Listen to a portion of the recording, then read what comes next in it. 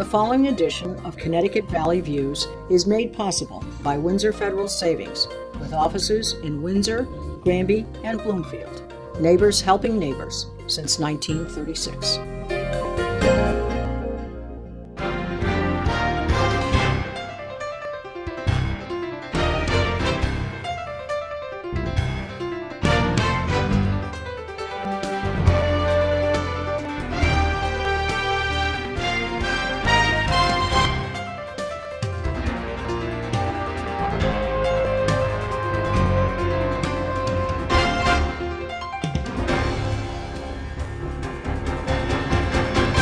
Hello, I'm Susan Regan, your host for Connecticut Valley Views, and today I'm going to be visiting with Kate Emery.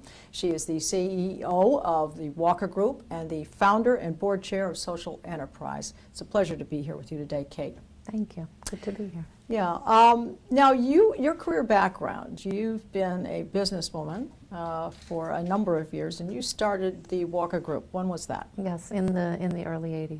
And the Walker Group what is that? Sure. business? We get involved in any kind of technology services along the lines of IT staffing, web design, security, network management, any of the kinds of things a typical business will need in running their IT infrastructure. When did you start that, Kate? Back in the early 80s, when networking wasn't even a concept. So it's been a Well, an you're quite a adventure. pioneer, not only in the business, but as a woman, because it strikes me that a woman back then starting the business, were you kind of a one-off, or were there other women doing it as well? I wasn't aware of other women, but there are other women out there who are working in that field. But it's back in the 80s, it was less common to see. And what inspired you? What was your background? I mean, obviously you went to college for a specific course. My undergraduate was in management, and my graduate degree was in IT, and I got the bug to go out on my own, and I talked with my boss at that point and told him what I was thinking about, and he said, go for it. If it doesn't work, you can always come back. So. Right. So just a little bit about that. So you started it in 1982? Sure, yep. And then you did a merger of some kind with another couple of other companies. Yeah, I joined with another couple of guys who, within a couple of years, I bought each of them out for different reasons, and we've grown slowly over time to where we are today. We've got over 50 employees and are pretty well known throughout the state. It's been All right, so let's now just move to the next chapter. When did you start this social enterprise? When did that come about? What was the catalyst for getting that going?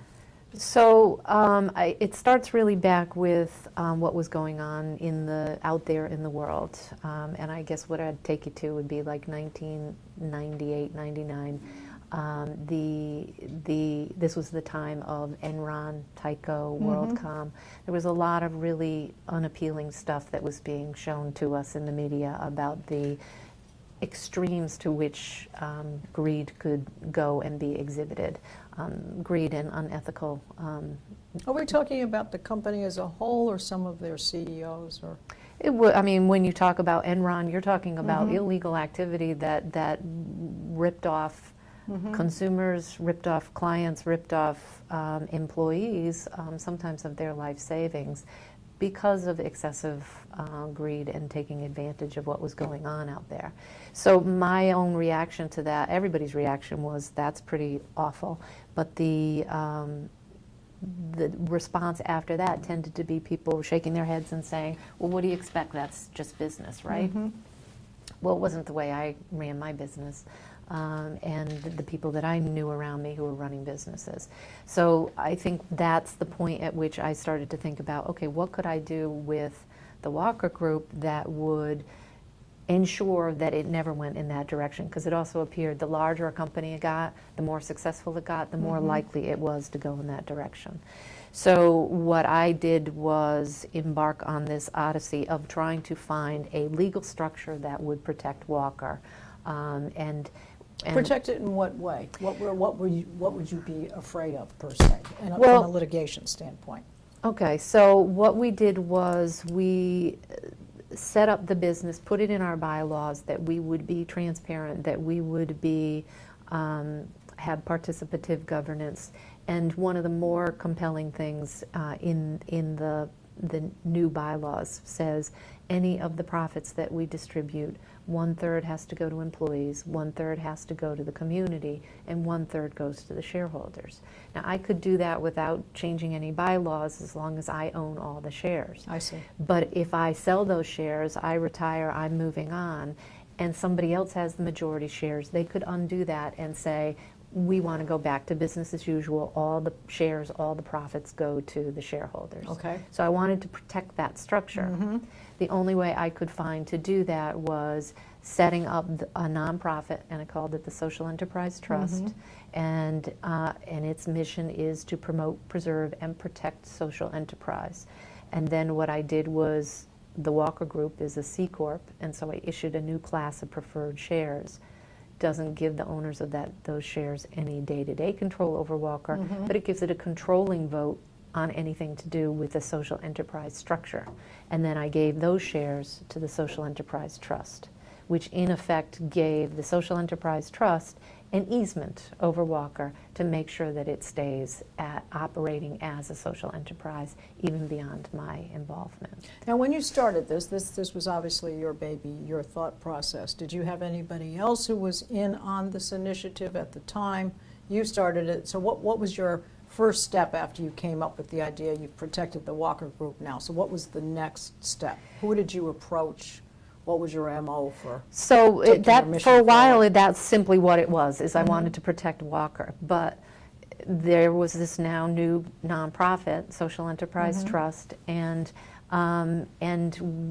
started to play around with the idea, well, what else could we do with it? Let's get the word out there about social enterprise, because what I was starting to see around me is this widening schism between the not-for-profit world and the for-profit world. And what we have out there is a situation where the for-profit world has become increasingly single-mindedly focused on the bottom line and take no prisoners kind of approach to, if it increases the share value, then sorry, we got to do what we've got to do. Well, some businesses are in for that. That is their purpose.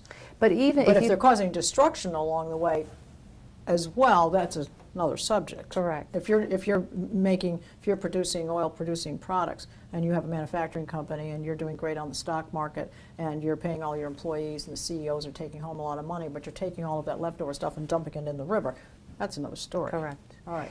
But you can have a for-profit doing that. But if you go back a generation or two to big companies, the CEOs were still making a lot of money, not nearly what the CEOs are making today. That's another issue. But you had the CEOs that in a lot of cases grew up in the community, lived in the community, and planned to die in the community and have their legacy there. They wanted to do right by the community.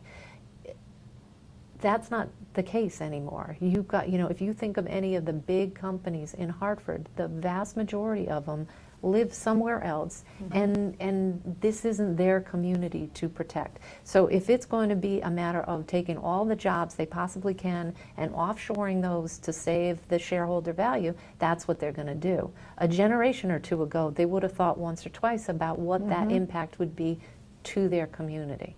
And that's an example, I think, of this sort of narrowing of focus of the companies. It's all been driven by Wall Street and that incessant drive for more and more profits.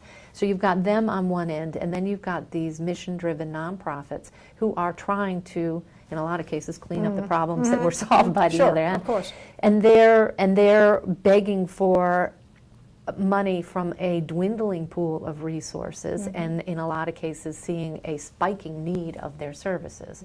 So you've got this problem, and what I started to realize is this is a schism we've created out of whole cloth. There doesn't need to be that kind of bifurcation. And what you can do is say, I'm in business because I love running a business, but I want to do something good with that profit at the end of the day. The profit can be a means to an end. It doesn't have to be the end itself. So you don't have to have this setup where, okay, you earned wads of money and then you be philanthropic about it. You can actually use the business to solve community problems. And that's what social enterprise is saying we're going to use the power, the force of the free market, but we're going to use it for positive things, which doesn't mean you don't get a profit or the profit isn't important, because of course if you don't have profits, Well, if you can't take care of your own, exactly, you can't help somebody right, else. right.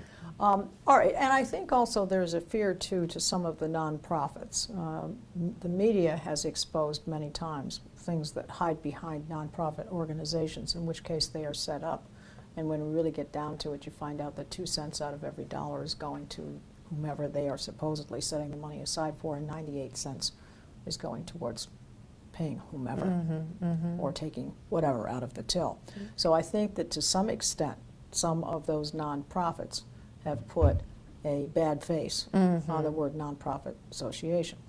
Now, when you started the social enterprise, then how did you market the idea? How did you expand beyond where you were? Right. Well, the first thing that we did sort of in a public way was to have a conference. We called it the Beyond Business as Usual Conference.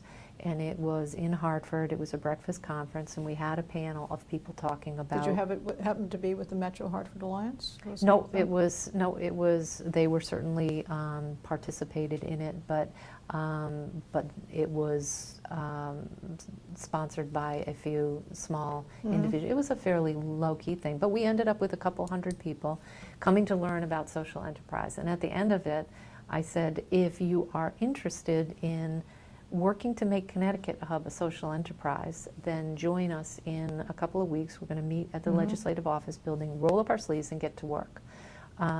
Connecticut should be a hub of social enterprise in my mind, simply because we have this rich heritage of social innovation. You know, this is the home of Harriet Beecher Stout. This is the home of the first public art museum, the first public park. We've got a lot of history and a lot of people who have means and ideas of how we can be doing things better, and social enterprise is one of those good ideas. Where do you think, just as an aside and an interesting comment, where do you think we got off track?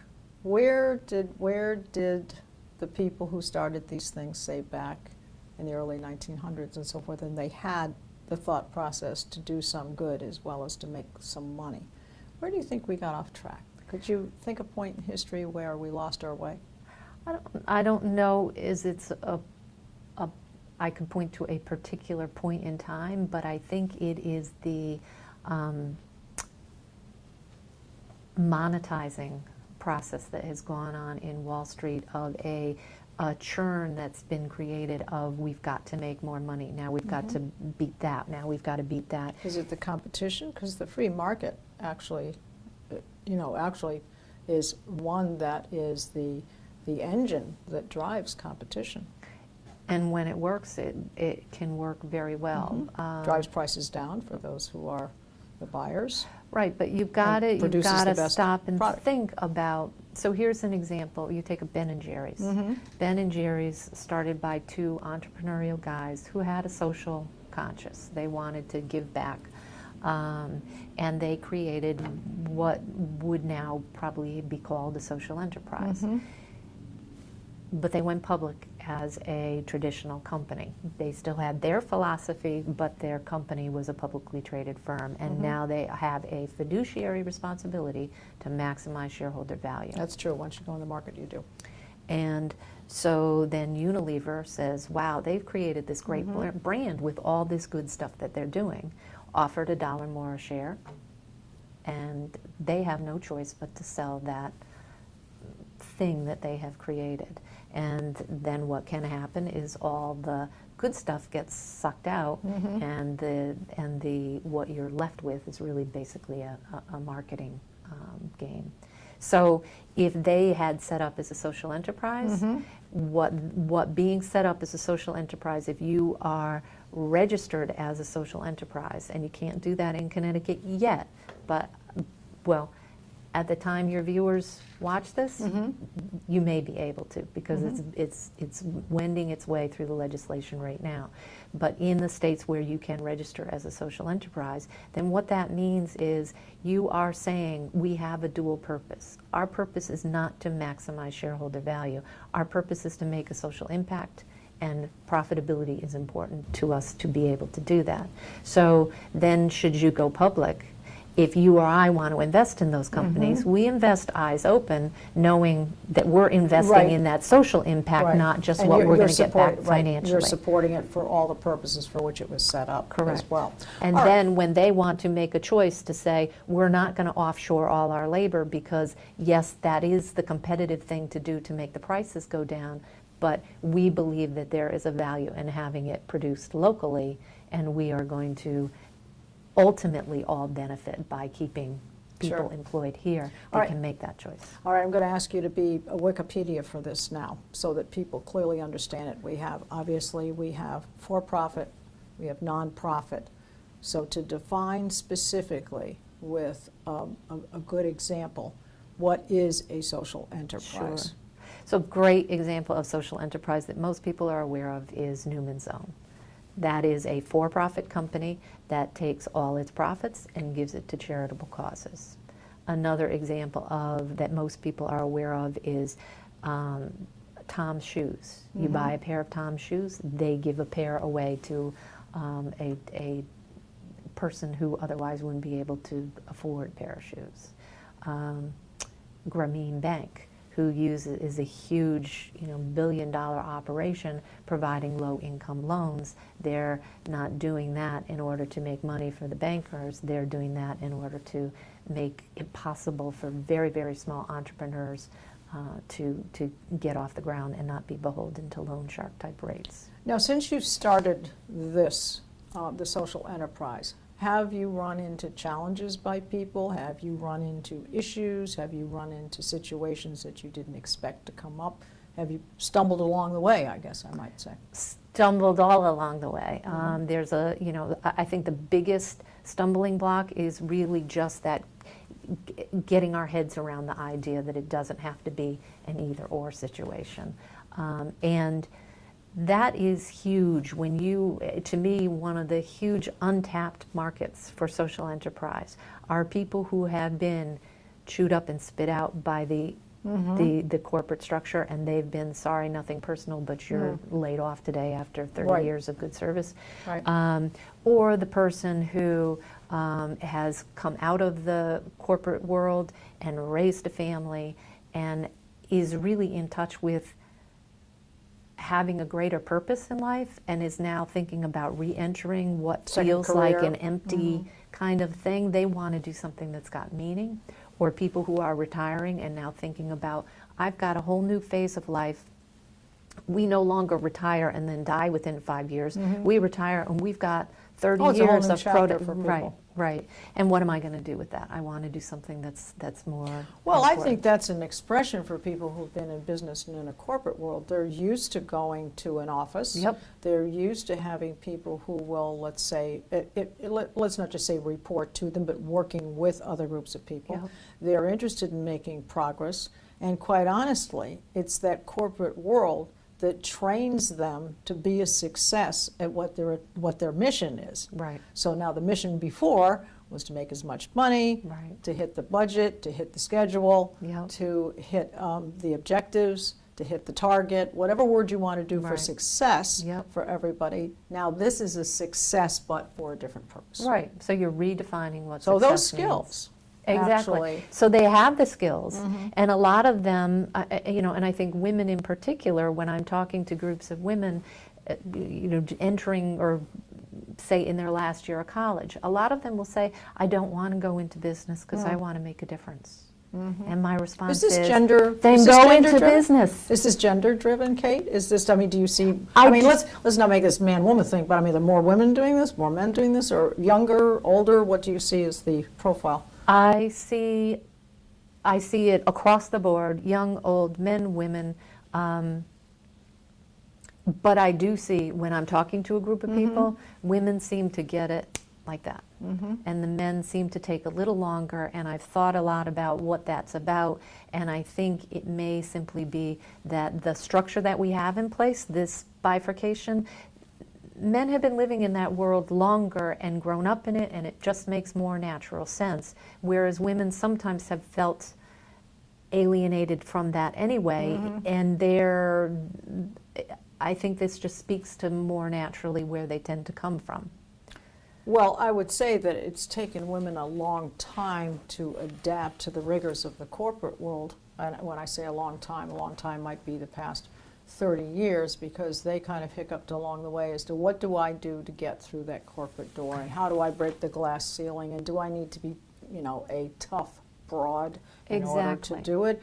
Or can I but lately what you're hearing is this ability to get people to work together. Some of those feminine or female skills, Softer skills, yes, seem to be things that some of the corporations are looking for.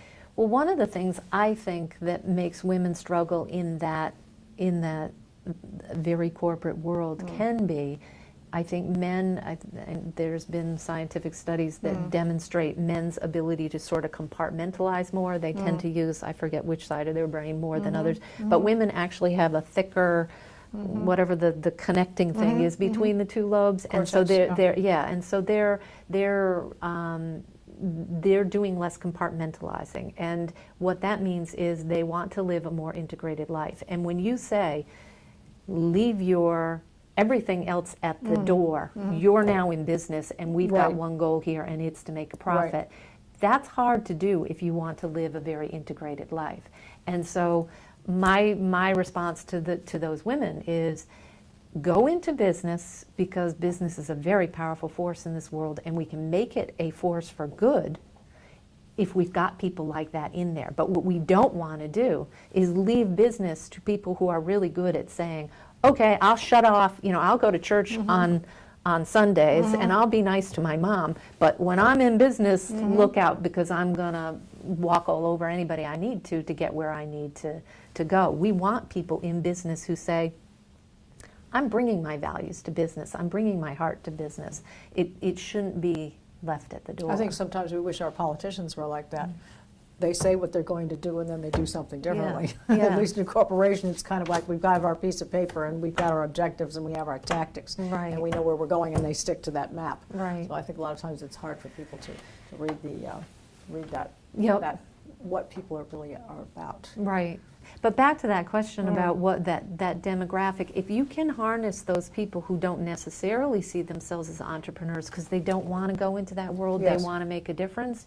If you say to them, you've got all the skills, you've got those soft skills, you've got the ability to prioritize, to organize, you're great at communication, they've got a lot of the skills that you need to be a successful entrepreneur.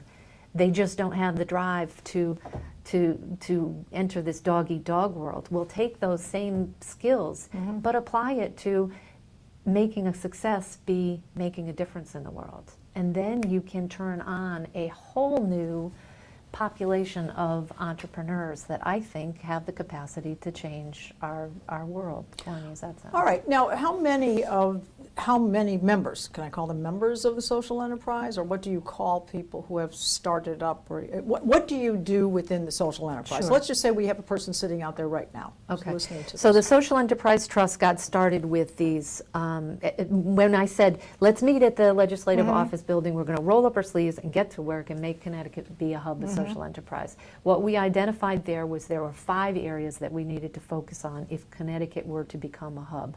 One of them was education. We need to get social enterprise entered into the curriculum of colleges and universities throughout the state.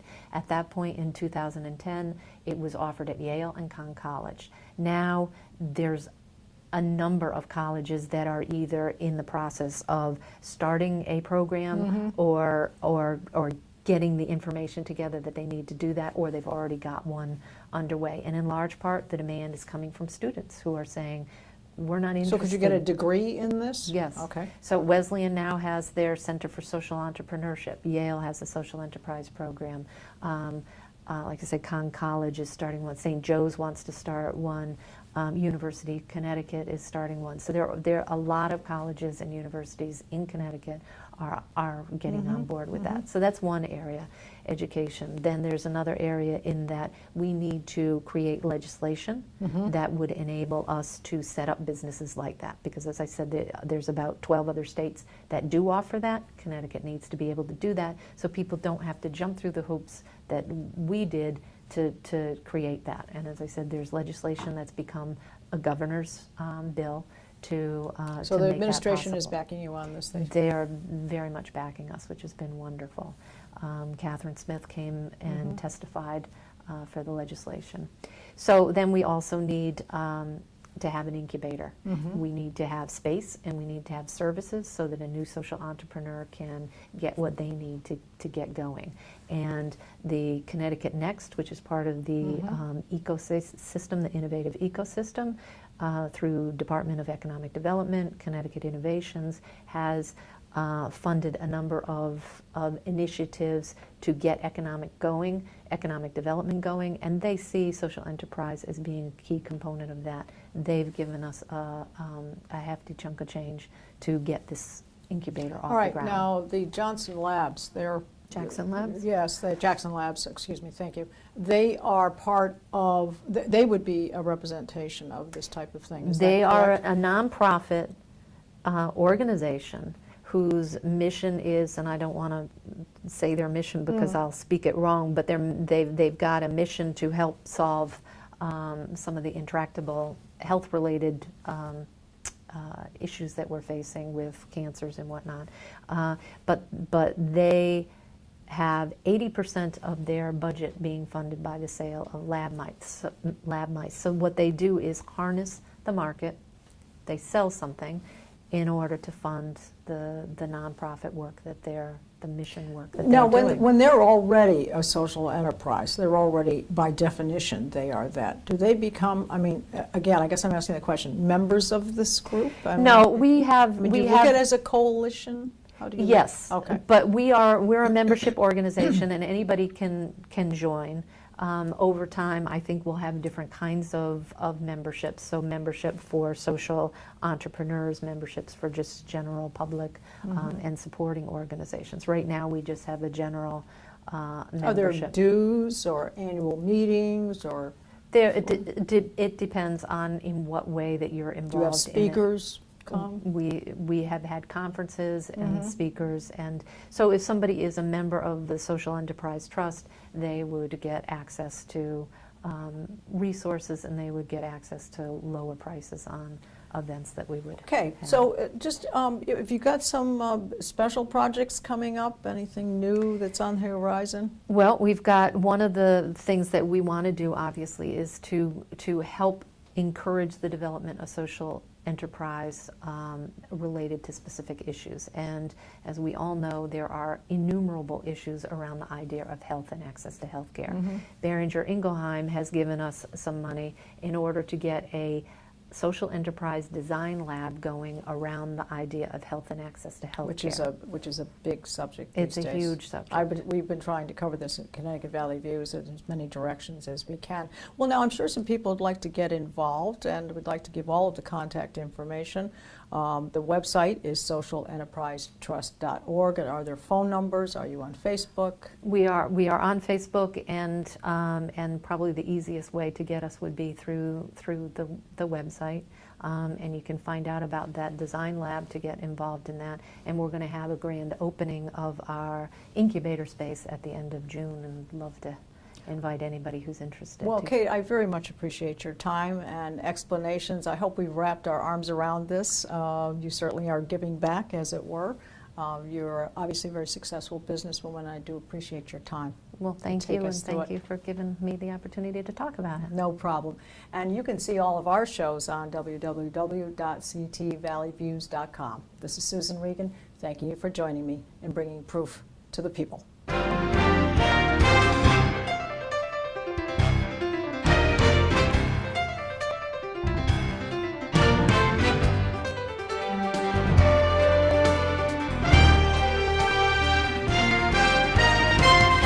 Stay up to date with Connecticut Valley Views on Facebook.